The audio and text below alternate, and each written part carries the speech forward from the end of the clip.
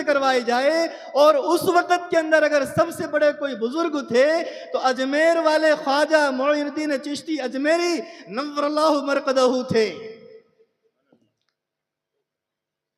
فرمایا اجمیر والے خواجہ معین الدین چشتی اجمیری رحمت اللہ علیہ، آپ کو مدعو کیا گیا، آپ کو دعوت دی گئی، آپ کو بلایا گیا۔ تھوڑے ہی وقت کے اندر حضرت خواجہ معین الدین چشتی اجمیری رحمت اللہ علیہ تشریف لائے، درس لگا ہے۔ قطب الدین بختیار کاکی 4 سالہ معصوم بچے سامنے بیٹھے ہیں، آج بسم اللہ ہونا ہے۔ اس سے پہلے کوئی مکتب نہیں گئے، کسی استاذ کے پاس نہیں پہنچے، کسی مدرس کے پاس نہیں پہنچے، کسی مسجد کے اندر نہیں گئے پڑھنے کے لیے، کسی ماؤں کے پاس پڑھنے کے لیے نہیں گئے، کسی استاذنی کے پاس پڑھنے کے لیے نہیں گئے۔ پہلا درس ہے، پہلی کلاس ہے، ابتدا ہے، آغاز ہے، شروعات ہے، اور درس لگا ہوا ہے۔ معین الدین چشتی اجمیری رحمت اللہ علیہ سامنے بیٹھے ہوئے ہیں۔ اچانک غیب سے آواز آتی ہے، معین الدین تم ٹھہر جاؤ، اور قطب الدین بختیار کاکی کی بسم اللہ، ناگور والے قاضی حمید الدین ناگوری وہ بسم اللہ کرائیں گے۔ تھوڑی دیر کے بعد میں قاضی حمید الدین ناگوری اس وقت کے تشریف لائے اور درس لگا ہے۔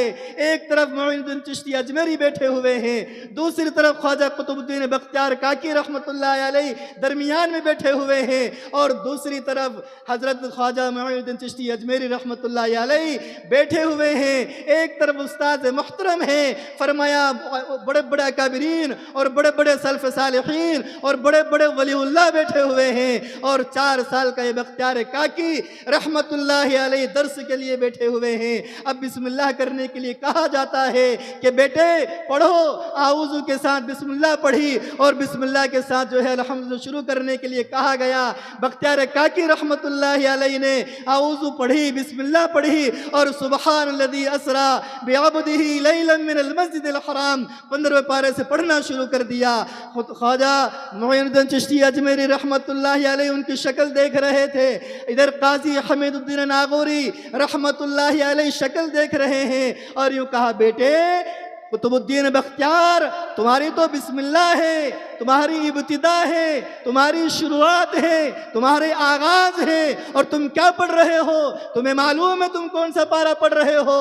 کہا جی مجھے معلوم ہے، میں 15واں پارہ پڑھ رہا ہوں، لیکن اتنا سن لیجئے کہ میں 15واں پارہ اس لیے پڑھ رہا ہوں کہ اس سے پہلے 14 پارے کا میں حافظ ہوں، 14 پارے کا حافظ ہوں۔ فرمایا ارے بیٹے تیری بسم اللہ آج ہے، تیری ابتدا آج ہے، تیرا آغاز آج ہے، تیری شروعات آج ہے، اور تو 14 پارے کا حافظ کیسے ہو گیا؟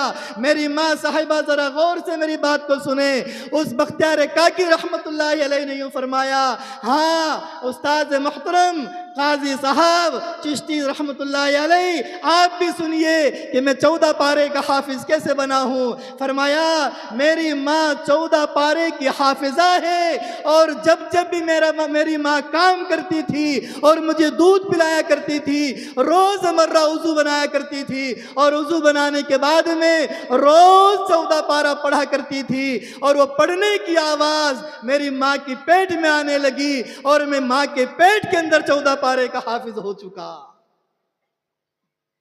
کہاں ہے ہماری ماں؟ کہاں ہے وہ ماں صاحبہ جو گھروں میں قرآن کے پڑھنے والی ہوا کرتی تھی، گھروں کے اندر تلاوت کرنے والی ہوا کرتی تھی، اپنے بچوں کو دودھ پلانے سے پہلے وضو بنایا کرتی تھی، اپنے بچوں کو دودھ پلانے سے پہلے وہ مائیں نمازیں پڑھا کرتی تھی، اپنی بچوں کو دودھ پلانے سے پہلے قرآن کی تلاوت کیا کرتی تھی۔ آج وہ مائیں غائب ہو گئی۔ آج وہ مائیں اگر بچوں کو سلاتی ہیں، پہلے سلانے والی ماں قرآن کو پڑھ کر کے بچوں کو سلایا کرتی تھی، آج میری مائیں اگر بچوں کو سلاتی ہے تو کہیں موبائل کا کھلونا بنا کر کے یا کہیں گانے کی لوری سنا کر کے سلاتی ہیں۔ فرمایا جس طریقے سے وہاں کی ماؤں نے قرآن کو سنا کر کے ان بچوں کو زندہ کر دیا تھا، آج ہماری ماؤں نے گانوں کو سنا کر کے آج کے ان نوجوانوں کو اور ان معصوم بچوں کو پوری دنیا کے سامنے سلا دیا ہے۔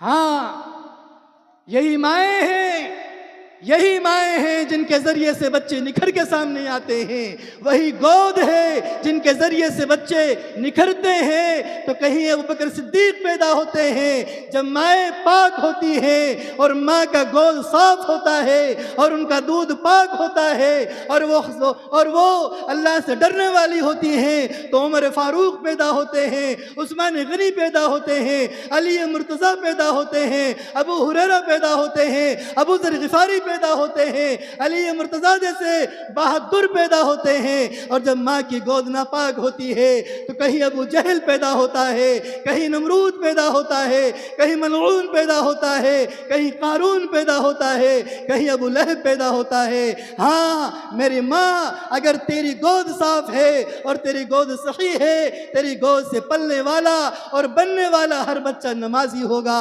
ہر بچہ دین کا دائی ہوگا، دین کا شیدائی ہوگا۔ اسٹیج پر بیٹھنے والے علماء اکرام ایسے ہی نہیں کہ سب مدرسے میں پڑھنے کے لیے گئے اور خالص پڑھ کر کے آ گئے، ان کے پیچھے ان کے ماؤں کے آنسوں کے دامن بھیگے ہوئے ہیں، ان کے گدوں کے اندر دھاگے ڈالتے ہوئے ان کی ماؤں کے جو آنسو گرتے ہیں اس کے بعد ان کی زندگی نکھرتی ہے۔ یہ چار دیواریوں کے اندر، مدرسوں کے اندر، مکاتب کے اندر پڑھنے والے بچے اگر پڑھتے ہیں، ان کے زندگی کے اندر ان کی ماؤں، ان کے والدین، ان کے باپ، ان کے بھائی، ان کی خاندان کی وہ قربانیاں ہوتی ہیں کہ جو ہم محسوس بھی نہیں کر پاتے۔ ہاں، ان پڑھنے والے بچوں کے لیے رب کائنات نے کون کون سے وعدے کر رکھے ہیں؟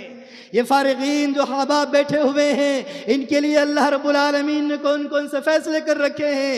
ہم اپنے بچوں کو بتائیں اور ان کو ان علماء کی فہرست میں شمار کرائیں، ان کو علماء کی ڈگریوں میں ڈالیں، ان کو علماء کی لائن میں لے کر کے آویں۔ یہی قرآن کہہ رہا ہے، أَلَمْ يَعْنِ لِلَّذِينَ آمَنُوا أَن تَخْشَعَ قُلُوبُهُمْ لِذِكْرِ اللَّهِ۔ کہاں ہے ایمان والے؟ کہاں ہے اللہ اللہ کہنے والے؟ کہاں ہے قرآن پڑھنے والے؟ قرآن جھنجھوڑ رہا ہے، قرآن ہمیں کھنگال رہا ہے، قرآن بلا رہا ہے، قرآن ہمیں بار بار ٹٹول رہا ہے، قرآن ہمارے سامنے ہے، قرآن مساجد میں رکھا ہوا ہے، وہ ہمیں آواز دے رہا ہے، او اللہ اللہ کہنے والوں، او نبی کو نبی اللہ کہنے والوں، کہاں چلے گئے؟ کہاں چلے گئے؟ اس لیے رب کائنات نے فرمایا، قُلْ هَلْ يَسْتَوِي الَّذِينَ يَعْلَمُونَ وَالَّذِينَ لَا يَعْلَمُونَ۔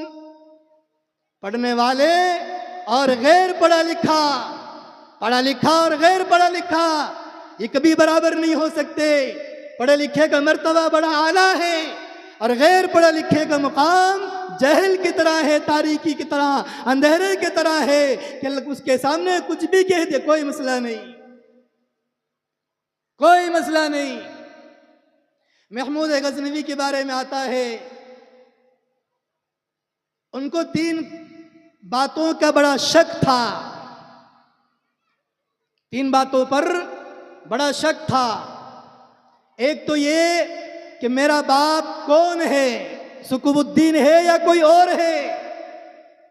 دوسرا یہ اسٹیج پر بیٹھے ہوئے کوئی پاؤں سے معذور ہے تو کوئی آنکھوں سے نابینا ہے، کسی کے کپڑے پھٹے ہوئے ہیں تو کسی کا حال خراب ہے، کسی کی تنخواہ 5,000 ہے تو کسی کی تنخواہ 8,000 ہے، جو لوگوں کے چائے ناشتوں اور پان پہ خرچ ہو جاتی ہے۔ محمود غزنوی نے خیال کیا کہ یہ انبیاء کے وارث کیسے ہو سکتے ہیں؟